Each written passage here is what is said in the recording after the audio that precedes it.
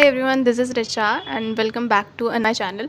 सो ये मेरी second video है इस चैनल पे जो मैं लॉन्ग फॉर्मेट में बना रही हूँ। तो ये थोड़ी सी इन्फॉर्मेटिव वीडियो है जो कि मैं आप लोगों के साथ शेयर करना चाह रही थी। I don't know this is that much useful और not, but I wanted to share with you all guys. And secondly, अगर आपको कोई भी शोर आ रहा है then please ignore it and let's move to the topic.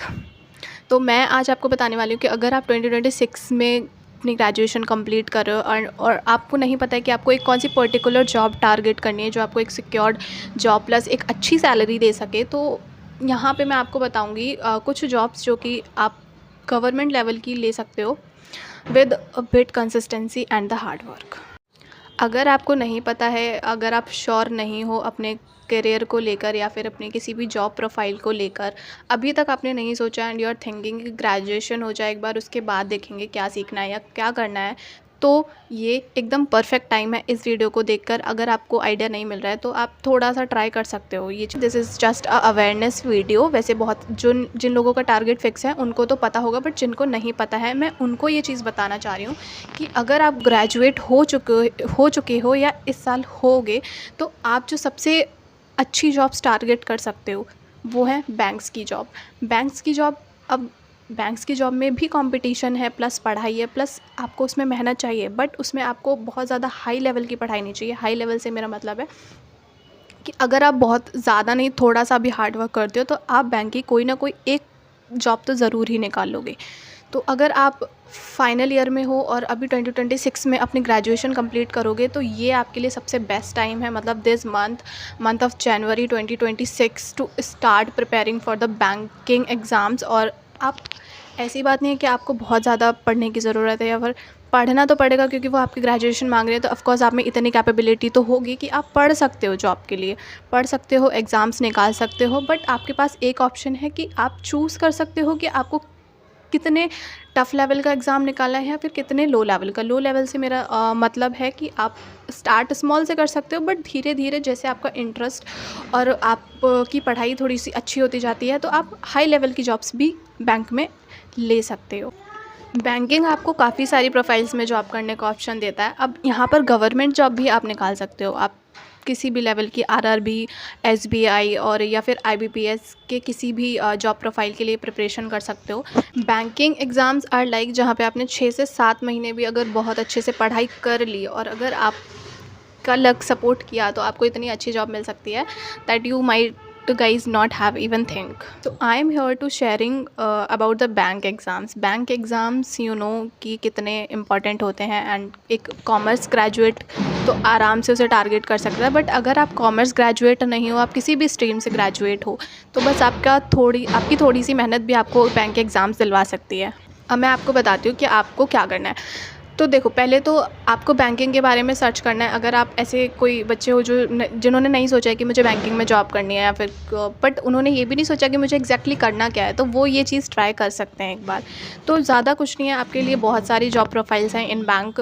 Exam तो हर किसी में देना है, बट फ़र्क ये पड़ जाता है कि पोस्ट के हिसाब से आपके एग्ज़ाम का जो डिफ़िकल्ट लेवल है वो थोड़ा ऊपर नीचे होता रहता है। जो मेन चीज़ें आपको बैंक के एग्ज़ाम की प्रिपरेशन के लिए चाहिए, वो पहली तो आपकी ग्रेजुएशन, जो कि आप अगर ग्रेजुएट हो तो अच्छी बात है, तो मैं अगर आप फाइनल ईयर में हो तो और भी अच्छी बात है। आप जस्ट आफ्टर अपने ग्रेजुएशन के एग्ज़ाम्स दे सकते हो। द सेकंड कि उसमें कुछ एज का क्राइटेरिया होता है जो भी आपको फुलफ़िल करना होता है। तो आज मैं आपको बताऊँगी कि मतलब आप अपने एज के हिसाब से कौन सी जॉब्स पहले टारगेट कर सकते हो।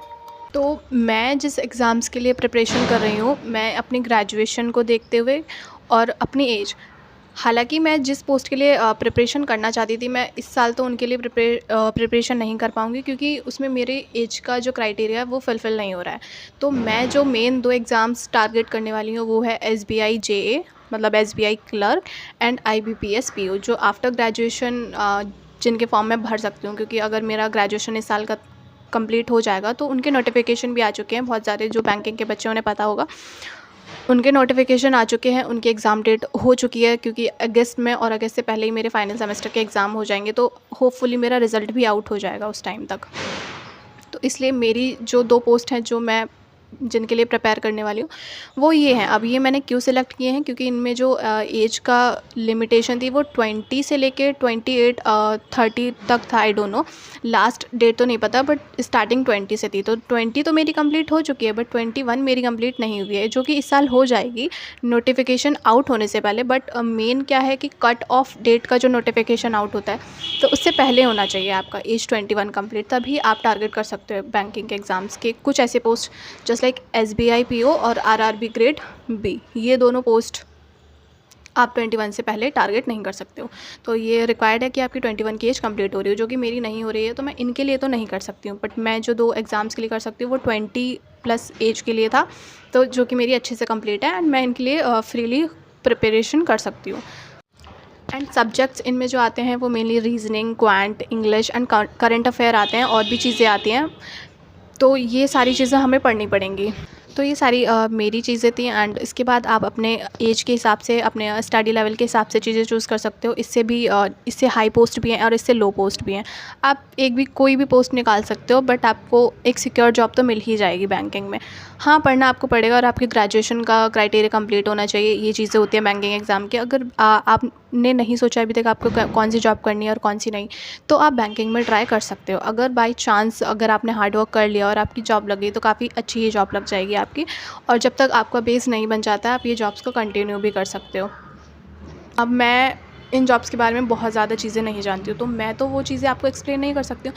बट ऑफ़ कोर्स मैंने जिन यूट्यूब के वीडियोस से देख के सारी चीज़ें अपनी क्लियर की हैं, मैं वो वीडियोस के लिंक्स ज़रूर अपने डिस्क्रिप्शन में ऐड कर दूँगी, सो दैट कि आपको बहुत ज़्यादा डीप इन्फॉर्मेशन चाहिए तो आप उन वीडियोज़ को एक बार चेक कर लेना। उससे आपके सारे जो डाउट्स हैं वो क्लियर हो जाएंगे एंड आप अपने हिसाब से ईज़िली कोई भी एक पोस्ट के साथ प्रिपरेशन करना स्टार्ट कर सकते हैं।